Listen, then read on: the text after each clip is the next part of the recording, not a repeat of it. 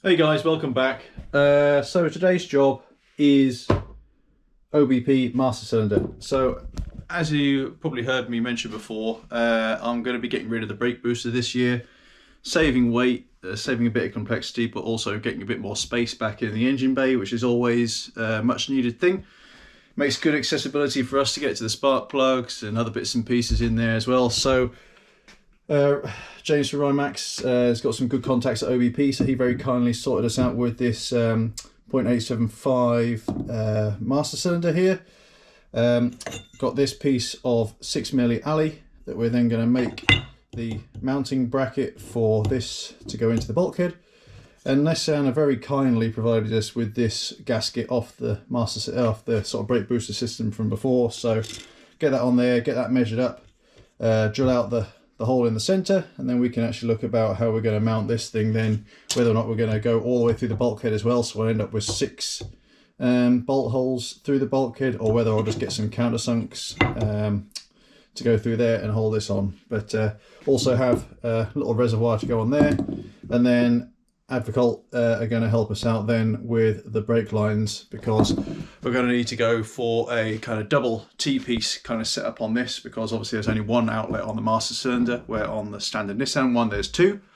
So yeah, there's a few things to get by and sort out. Luckily I've already got a brake bias valve, so I'm going to relocate that now to next to the handbrake, where it used to be underneath the dash, which was great when I first designed it, but then obviously when you put the dash on it became really difficult and out of reach all the time to adjust. So yeah, this time I'm going to use a little bit more sense and put it somewhere where I can access it as much as I need to. So yeah, time to get cracking and do some more drilling of aluminium as usual. Well, I absolutely hate measuring stuff up with this, especially when the best thing you've got to work from is just a gasket. But I've done my best at making like a version of the Union Jack, I guess, with a few dot punches in there. So now it's time to chuck it on to the big pillar drill and actually see if we've got any of these holes in the right place. So fingers crossed. Okay, it's time for me to admit a slight fault here.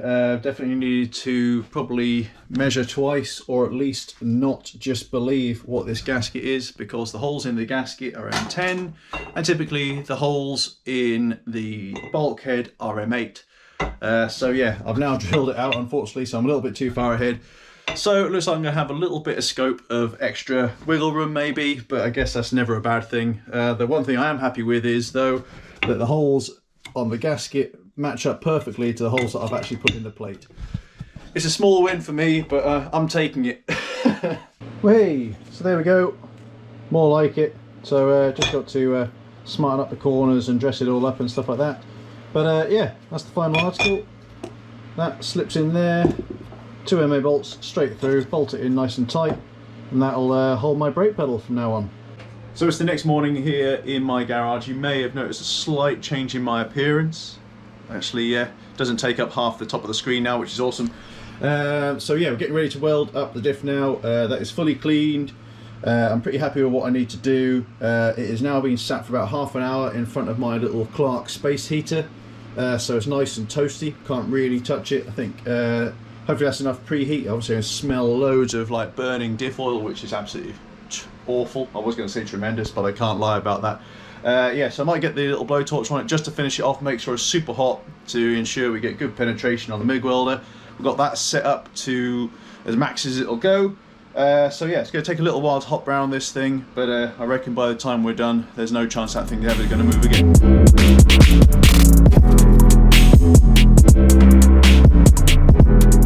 Okay, so the diff is welded up. Yeah, managed to get in each of these 4 spots at the top here. Bit splattery, I think that's probably because I didn't clean it as well as I should have done.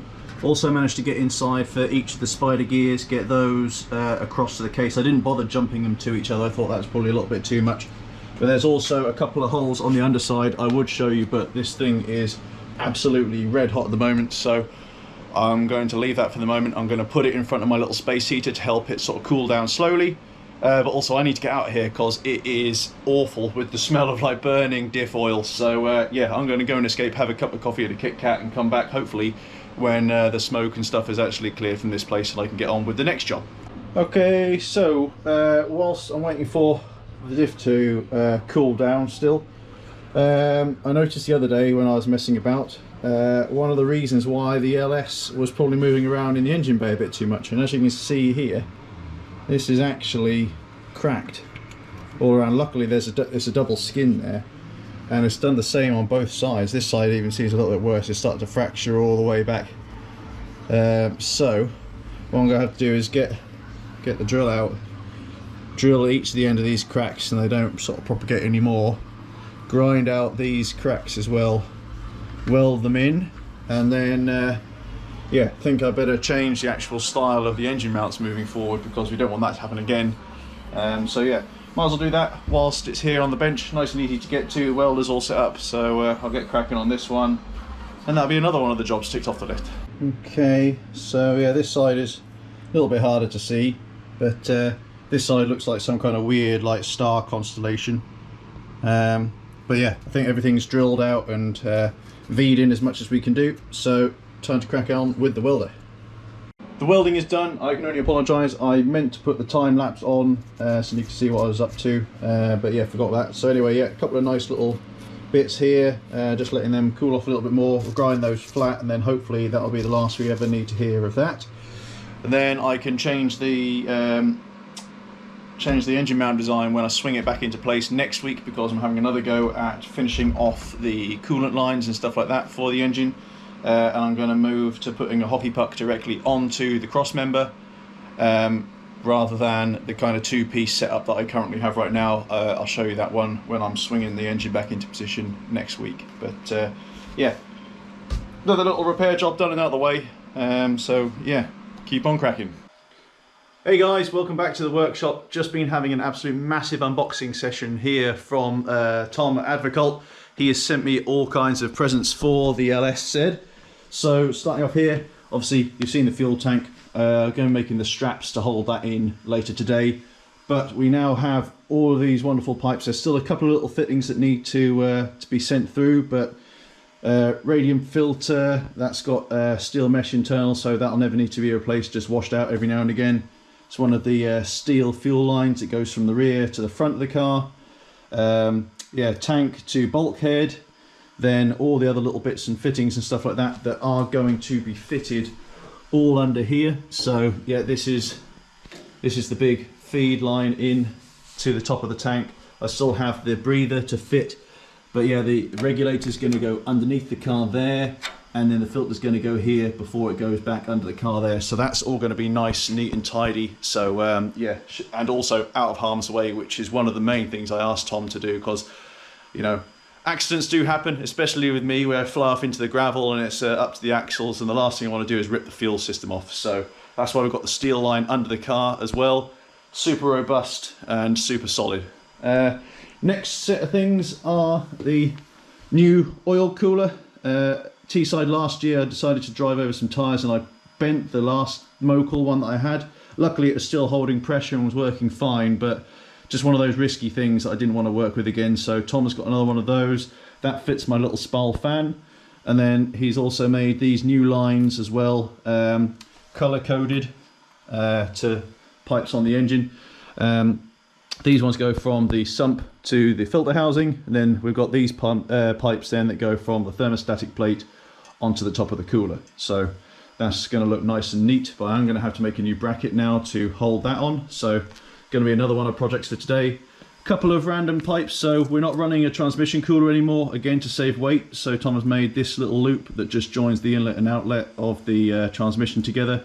That's under the advice of Craig at Dynatalk. Again, anything that guy says, I do, because you can't pay for experience and knowledge like that. So yeah, thanks Craig for that advice. Also, this is the start of the power steering system. Still got a few things we need to work out on that, because the system, or the fittings that are generally on the 350Z as standard, are awful, and also take up a lot of space. And because Jason's moved the rack 45mm further forward a few years ago, that's given us even less space to work with. So Tom's coming up with some like nice tight banjo bolts, steel ones as well, so we can really crack the pressure on those and go from there. So if we then take a little walk inside the workshop, you can then see this is the full cooler, full engine coolant setup. So yeah, these are The AN16 lines, again, all color coded for in and out of the engine. Here are the steel bits of pipe that you saw probably earlier on. They're going to be the lowest point of the system, so it's going to be handy first off because we can then crack these off if we ever need to get the coolant out of the car. But more importantly, again, these are going to be super solid and robust in case we ever do have an off and there's any contact. Then we get onto like the kind of customized stuff that Tom has been doing. So obviously these little things here, hose clamps and stuff like that, riv nutted into the car, but they've all been 3D printed to suit the size of the pipes that we have. Then we get onto the really trick stuff, which is this new little addition. So before we used to have this kind of really odd angled aluminium outlet for the engine. So instead now Tom has had these manufactured. So these are AN20 female connections, and they will then perfectly fit in the thermostat with the locator plug in the right, or the locator part of the thermostat in the correct place, to ensure that the jiggle pin and the breather holes are at the top where they always should be, to let the air through. So that's going to be nice. I just need to get the fitting to go in here to then connect onto one of the pipes that's going to join onto that one. So yeah, you can actually start to order these now, I believe. So if you do have an LS and you've always been fighting like me to find the right pipes and stuff to fit in there, this is what you want to be going for. So yeah, that's a nice addition there. The other thing is that Tom has made is this super trick Davies Craig water pump bracket. So again, trying to find a mount and stuff like that suited this thing is a nightmare, because they obviously do make one, but it increases the circumference of the pump, and then you've got to find a big flat surface and stuff like that to mount on. So what Tom has done here is he's made a kind of a universal part, which is this piece here that clamps, you know, the outlet and the inlet together. But the important part for each of you guys is this little bit here. This is removable, so this is going to fit my installation. I can fit that next to the cooler pack and the fuel tank with no interference.